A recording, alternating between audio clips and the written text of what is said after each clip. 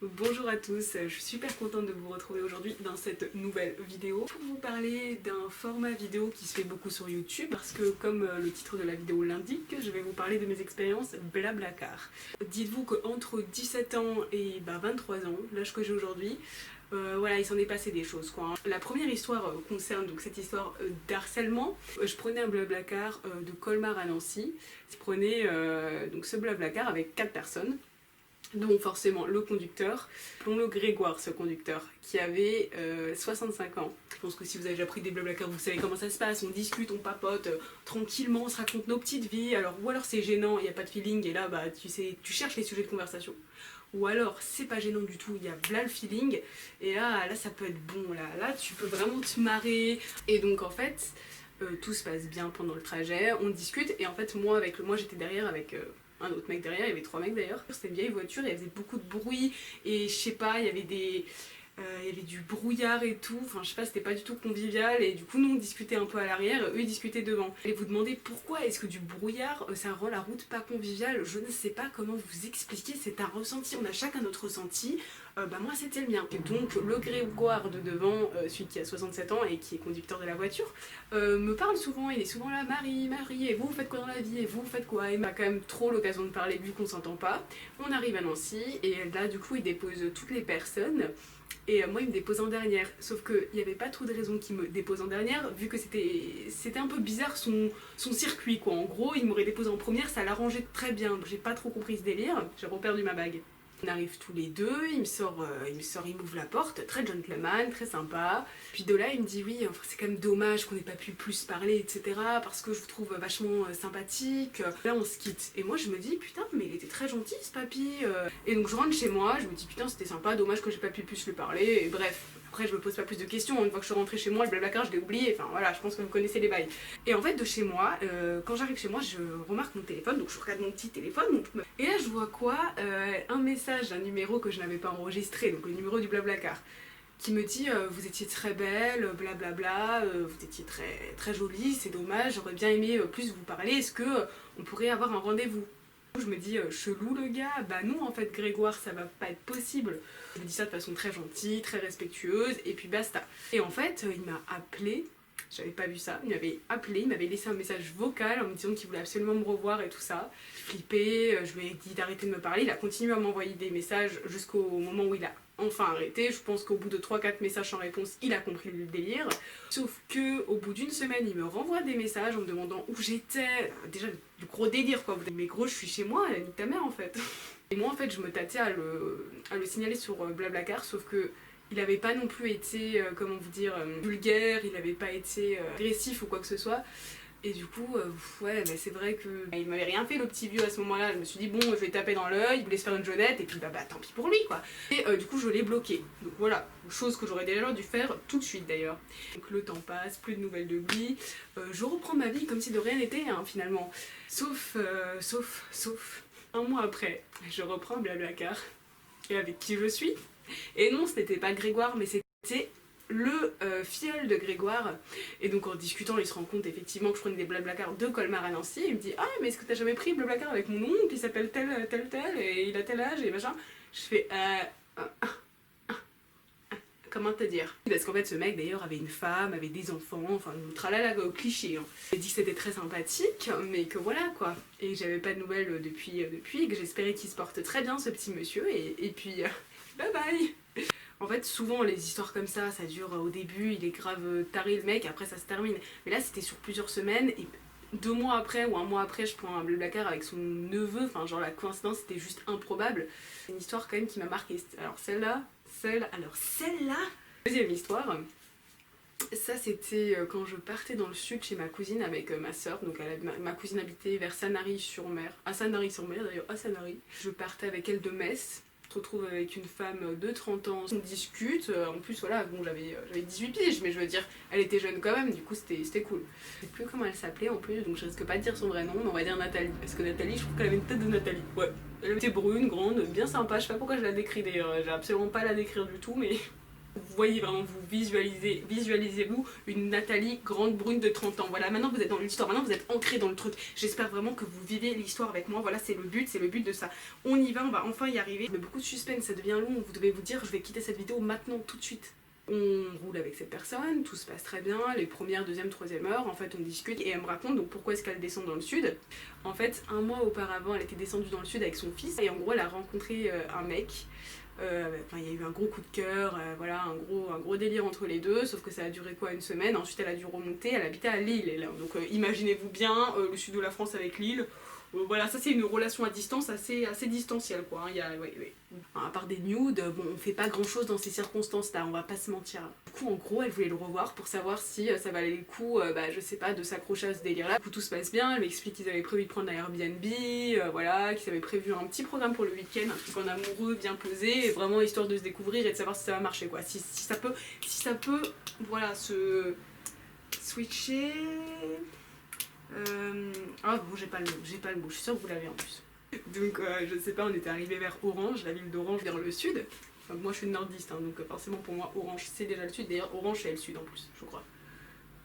Je mettrai une carte. Donc on s'était arrêté à un McDo, à un bail, on s'en fout, au bord de l'autoroute pour manger. Et là elle reçoit un message. Le mec lui dit écoute, je suis désolée finalement, on va avoir des petits soucis, je vais pas pouvoir être trop là.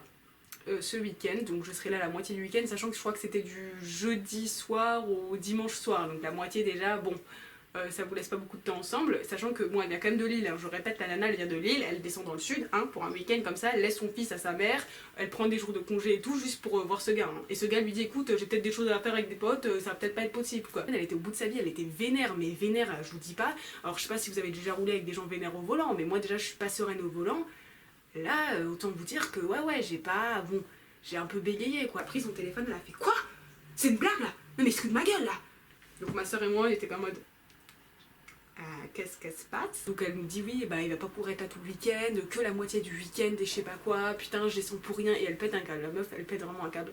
Donc dans la voiture, c'est là où je vous dis qu'elle a commencé à stresser et à être genre tendue au volant, et donc là, bon, je pense que j'étais plus tendax qu'elle, surtout sur la place du mort. Moi j'étais sur la place du mort, ma soeur elle était derrière en train de dormir, donc à la limite si on se faisait un petit accident, c'est pas elle qui prenait le plus, c'est moi. Moi j'étais là, moi la mort elle m'appelait, à ce moment là je vous le dis, la nana elle était comme ça hein, sur son volant, genre putain. Et puis elle lui envoyait des messages en plus en roulant. Et attendez, on est sur l'autoroute, en vacances, donc il y a déjà quand même pas mal de voitures. Et elle est là à fond la caisse avec son téléphone, en train de péter un câble. Et moi j'étais pas bien. Et en plus, qu'est-ce que vous voulez que je lui dise? S'il te plaît, je comprends bien que là ton mec t'es en train de te gâcher ton week-end, tu perds des jours de congé, tu laisses ton fils de côté, tu perds beaucoup d'argent. Mais est-ce que tu peux mettre tes deux mains sur le volant parce que j'ai un peu peur? En gros, voilà, j'ai pris mon mal en patience, j'ai fermé les yeux et puis j'ai prié. Ça nous ramène à l'histoire, le bout de l'histoire roule, elle est là sur son téléphone et en fait elle se rendait pas compte parce qu'elle était plus du tout concentrée de la limitation de vitesse. Et donc en fait, de 130 elle passe à 140, à 150, à 160, à 170, sauf que qu'est-ce qui se passe en fait sur l'autoroute? Il y a des radars hein, quand même au bout d'un moment, surtout quand on descend dans le sud. Du coup elle se fait flasher à 175, un truc comme ça. Elle pète encore plus un câble, mais alors là on était au summum du parce que, ouais, enfin bref, là elle devient folle, je revis la scène, je suis en train de revivre la scène. Elle pète un câble en mode putain, qu'est-ce qui se passe, je perds mon permis. J'avais regardé son compteur en plus, parce que rappelez-vous, moi j'étais concentrée, moi j'étais comme ça. Je me souvenais bien qu'elle était à 175, sauf que du coup, directement, je pense que c'est un réflexe de conducteur, quand on se fait flasher, hop, on commence à rouler moins vite quoi, on appuie sur la pédale de frein, sauf que ça sert plus à rien hein. Et du coup elle savait pas forcément, elle avait pas le réflexe de regarder à ce moment là à combien elle était, donc elle me demande ouais j'étais à combien, je suis en mode je pense que t'étais à 165 peut-être, ça va peut-être être 160 du coup, mais moi je savais pertinemment qu'elle était vraiment dans la merde. Même 165, bon, vous me direz, je sais pas, je voyais pas le code de la route par cœur, mais c'est déjà, ça pue déjà, hein. Là les points, c'est pas fini. À un moment, son mec lui dit, bah écoute, si tu réagis comme ça, tant pis, tu sais quoi, on se voit pas du tout. Et donc elle arrive dans le sud, en gros, avec peut-être plus de permis, avec une amende à je ne sais pas combien, plus de mecs. Mais bon, moi j'étais arrivée à destination avec ma soeur et puis on a retrouvé notre cousine, nous on était bien, après on allait manger au resto d'ailleurs, c'était un bon resto de fruits de mer, c'était bonne ambiance. Je sais pas ce qu'elle est devenue, j'espère qu'entre temps elle a garder son permis ou récupérer son permis ou je ne sais pas comment elle a fait. J'espère qu'elle a rencontré l'amour. Et du coup la troisième histoire, c'est pas moi qui l'ai vécue, mais en fait j'ai pris un blablacar avec une personne qui m'a raconté avoir vécu ça. Elle nous raconte qu'un jour elle a pris un covoiturage, enfin elle prenait des gens en covoiturage de Suisse je crois, et elle allait voir sa fille à Paris. Et donc elle nous explique que ces deux mecs à la base ne se connaissaient pas, mais qu'en fait au fur et à mesure de la conversation, en fait ils avaient l'air de se connaître les deux mecs et que c'était assez étrange. Je sais pas, il y a des références, il y a des trucs, il y a une complicité qui peut vite se voir. Donc quand les gens se connaissent, ça se ressent quand même. Et du coup elle leur demande mais vous vous connaissez? Ils font ah non pas du tout, pas du tout. Et de là ils arrêtent complètement de parler. C'est quand même très chelou comme délire. D'ailleurs j'ai pas précisé mais ils avaient deux grosses valises les mecs. Je dis oh là je sens le plan foireux qui arrive. Il explique que genre dès qu'elle voulait faire des pauses sur les aires d'autoroute, le mec était pas du tout chaud, qu'il voulait vraiment tracer, rentrer vite. Bizarre alors qu'au final voilà elle conduit, laissez-la aller pisser quoi. Enfin, je sais pas, tu as plus 8 heures de conduite, t'as envie de pisser et nique ta mère en fait. T'as qu'à rester dans la voiture, moi je vais faire mon pipi. Voilà, attardez pas aux aires d'autoroute parce qu'ils étaient pas chauds. Déjà tout ça c'est très chelou, hein. Je pense que vous avez déjà compris ce qui va se passer. Et donc au bout d'un moment, elle voit la police arriver, qui les arrête. Alors je vous avoue que je sais plus, c'était sûrement pas sur l'autoroute, mais ça devait peut-être être à une sortie. En tout cas bref, la police les a interceptés. Et du coup elle flippait, elle se demandait mais qu'est-ce qui se passe. Et donc là forcément on leur a dit madame il va falloir que vous ouvriez votre coffre. Donc ils ouvrent le coffre, ils ouvrent les affaires et là ils voient des sacs et des sacs de drogue. Et du coup elle est dans la merde à ce moment là parce que elle se dit merde je suis conductrice de tout ça en fait. Il va y avoir un petit conflit d'intérêt, un petit problème. C'est vraiment des techniques qui existent aujourd'hui, de faire passer de la drogue par Blablacar. Donc les flics malheureusement ils ont l'habitude. Je crois qu'elle n'est pas là au commissariat, que vraiment elle a réussi à se démerder avec eux pour leur faire vraiment comprendre qu'elle avait rien à voir, et je pense qu'elle s'en est même bien sortie parce que c'est un peu facile. En tout cas tout ce que je peux vous dire et vous donner comme conseil après cette histoire là, c'est si un jour vous prenez quelqu'un en Blablacar qu'il a l'air un petit peu étrange ou quoi, ou en tout cas si pendant le trajet vous voyez qu'il y a des trucs chelous qui se passent, n'hésitez pas à lui demander de voir ce qu'il y a dans sa valise. C'est ce que je ferais parce que cette histoire m'a traumatisée, voilà, tout simplement ça m'a traumatisée. Après entre nous on va pas se mentir, hein. Moi la petite jeunette là comme ça de 20 ans, 23 ans, oui 23 ans, oui je sais. Bref, du coup c'est sûr que j'oserais pas forcément regarder le mec de haut là et lui dire bon en gros tu montres ce que t'as dans ta valise sinon tu dégages de ma voiture. Mais voilà, et franchement n'hésitez pas si vous avez des soupçons, ça se sent ce genre de choses. Dernière histoire, c'est pris un blablacar avec un mec très sympa, franchement bonne ambiance, mais en fait on discute au début, pendant les 2 premières heures tout se passe bien, on se raconte nos vies, tout ça. Après on s'arrête à Reims pour récupérer une autre fille de mon âge, et du coup avec elle ça se passe vraiment bien parce qu'avec lui en fait c'était bien mais c'était chiant. C'est-à-dire que des fois ça vous arrive d'avoir du feeling avec des gens et vous arrêtez pas de parler, ce qui m'est arrivé avec la meuf de 30 ans avant qu'elle pète son câble, mais avec ce gars-là, j'avais pas forcément de feeling, genre ça se passait bien, bon, on parlait de choses et tout, mais je veux dire on n'avait pas grand-chose en commun. En gros, au bout de 2 heures, dites-vous que j'avais bien fait le tour et que j'avais envie d'écouter ma putain de musique. Lui, non, lui, il fallait qu'on parle jusqu'au bout, et donc ça commence à me saouler. Et donc quand on arrive à Reims et qu'on récupère la meuf de mon âge, c'était une bonne ambiance, du coup je parlais avec elle. Il se sentait vachement à l'écart, à un moment, je le vois bien, et essaie de s'insérer dans les conversations. Un moment, je sais même plus pourquoi, il n'y avait pas vraiment de sujet qui s'y prêtait, c'est ça le pire. Je me souviens vraiment que c'est sorti de nulle part cette histoire. Il commence à me parler du fait que sa pote,